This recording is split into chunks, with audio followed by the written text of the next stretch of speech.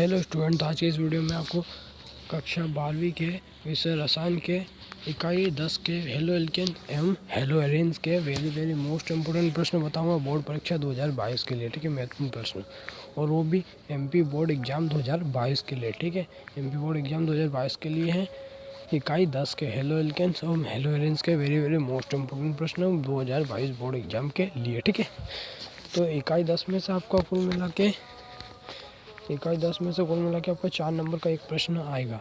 तो यहाँ पर मैं 4 नंबर के लिए आपको टोटल 8 प्रश्न बताऊँगा। अगर आप ये 8 प्रश्न कर लेते हैं तो ये मान के चलना आपका 4 नंबर जो है वो पक्का हो जाता है। ठीक है, तो चलिए मैं 8 प्रश्न कौन से है वो बता देता हूँ।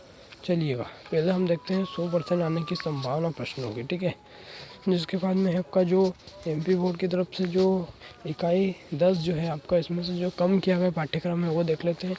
इसमें से आपका कम किया गया जो पाठ्यक्रम है वो पॉली हेलोजन यौगिक, यानी कि जो पॉली हेलोजन यौगिक है वो कम कर दिया गया है। ठीक है, तो जो पॉली हेलोजन यौगिक है इसको मैंने छोड़ करके ही इम्पोर्टेंट प्रश्न निकालने हैं। ठीक है, मतलब न्यू ब्लूप्रिंट और न्यू सिलेबस के अकॉर्डिंग ही इम्पोर्टेंट प्रश्न है। ठीक है, ये चलिएगा देख लेते हैं फिर।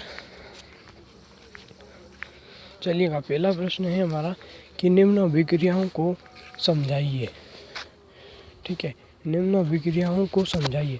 इसमें से पहला ऑप्शन है हाइड्रोफॉर्म अभिक्रिया को समझाइए, और दूसरा प्रश्न है सेंड मेयर अभिक्रिया को समझाइए। ठीक है, 2 नंबर में आ जाएगा ये, 2 नंबर में। ठीक है, टोटल आपका 4 नंबर में एक आ जाएगा।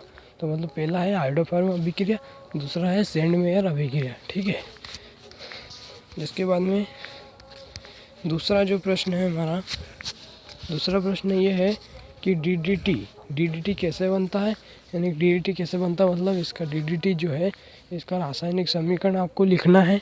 जिसके बाद में इसका एक उपयोग लिखिए। जिसके बाद में डीडीटी है इसका एक रासायनिक समीकरण होता है। जैसे डीडीटी कैसे बनेगा उसका एक रासायनिक समीकरण आपको लिखना है इसमें, और एक इसका उपयोग भी आपको याद करना है। ठीक है, तो जो डीडीटी है इसका एक उपयोग है वो याद कर लेना आपको।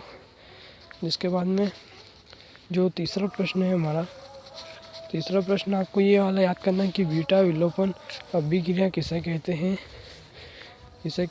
इससे संबंधित शेरजेफ का नियम उल्लेख कीजिए। ठीक है, तो बीटा विलोपन अभिक्रिया किसे कहते हैं, इससे संबंधित जो शेरजेफ का नियम है ना वो भी आपको लिखना है, उसका भी उल्लेख करना है। ठीक है, जिसके बाद में चौथा प्रश्न है कि कार्बिल एमीन अभिक्रिया को समझाइए।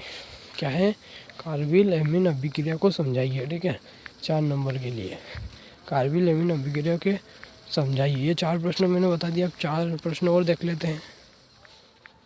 तो अब आपका पांचवा प्रश्न है बेंजीन हेक्साक्लोराइड, यानी कि इसे BSC भी कहते हैं, बेंजीन हेक्साक्लोराइड या फिर बेंजीन हेक्साक्लोराइड अथवा C666। ठीक है ना, 666 भी कहते हैं इसे। क्या है, इसे बनाने की विधि तथा उपयोग लिखिए। ठीक है ना, जो बेंजीन हेक्साक्लोराइड है इसका ऐसा नाम भी आ सकता है कि BSC। ठीक है ना, तो BSC बेंजीन हेक्साक्लोराइड या 666 इसे बनाने की विधि और उपयोग आपको लिखना है। ठीक है, इसके बाद में अगला प्रश्न आता है आपका कि फ्रियोन बनाने की विधि गुण तथा उपयोग लिखिए। ठीक है, फ्रियोन बनाने की विधि तथा गुण और उपयोग आपको लिखना है 6ठा प्रश्न में। फिर 7वां प्रश्न है हमारा कि रीमैन टीमैन अभिक्रिया को समझाइए। ठीक है ना, रीमैन टीमैन अभिक्रियाओं को समझाइए। 7वां प्रश्न है। जिसके बाद में 8वां प्रश्न है कि वुड्स अभिक्रिया को समझाइए। ये भी काफ़ी इंपॉर्टेंट प्रश्न है। देखिए, जो 8 प्रश्न मैंने ये बताया काफ़ी इंपॉर्टेंट है। इनमें से आप एक प्रश्न को भी ये नहीं कह सकते कि ये इंपॉर्टेंट नहीं है। ठीक है ना, सारे ही वेरी मोस्ट इम्पोर्टेंट प्रश्न है, सारे को आपको तैयार करना है। ठीक है, और 8वां जो प्रश्न है वो है वुड्स अभिक्रिया को समझाइए। ठीक है, तो ये प्रश्न थे वो जो मैंने बता दिए आपको। अगर ये आप कर लेते तो आपका 4 नंबर पक्का हो जाता है। और देखिए, फिजिक्स के भी इंपॉर्टेंट प्रश्न की वीडियो आने वाली है और केमिस्ट्री के भी वीडियो को अपलोड आने वाली है केमिस्ट्री की भी, केमिस्ट्री और फिजिक्स की भी आने वाली है। उसके बाद में मैं आपको ऑब्जेक्टिव की आप बोल रहे थे कि सर मैथ्स के और इनके भी ऑब्जेक्टिव भी करवा दीजिए। देखिए ऑब्जेक्टिव भी आपके टोटल 32 नंबर के आएंगे, तो ऑब्जेक्टिव भी मैं करवा दूँगा, ठीक है। आप टेंशन ना लें, बिना टेंशन लिए आप इन प्रश्नों को याद करें, ठीक है। और टेंशन ना लें बिल्कुल भी, आप बस पढ़ाई पर ध्यान दें। बोर्ड परीक्षा जो आपको निश्चित समय पे होगी आपकी, और बोर्ड परीक्षा आपको तय होना, ठीक है। तो आप बिल्कुल भी टेंशन ना लें, बिना टेंशन होकर के बेझिझक होकर इन प्रश्नों को याद करें। और आप किसी प्रकार का टेंशन ना लें, चिंता ना करें, याद करें, पढ़ाई में मन लगाएं आप, क्योंकि अब बोर्ड परीक्षा आपकी नज़दीक आने वाली है, ठीक है। 12 फरवरी से स्टार्ट है, तो पढ़ाई में जुट जाइए आप, और अच्छा अपना पूरा दम लगा दीजिए आप पूरे एग्ज़ाम में, ठीक है। इतना ही कहना चाहूँगा, और ज़्यादा से ज़्यादा सपोर्ट कीजिए। अगर चैनल पर सब्सक्राइब नहीं किया तो सब्सक्राइब कर ले कृपा करके, और बेल आइकन पर प्रेस कर ले, जिससे अभी हमारे वीडियो जो है आने वाले हैं तो वो भी आपको टाइम पर मिल सके, ठीक है। तो चलिएगा, ओके, और सपोर्ट कीजिए थोड़ा, थैंक यू।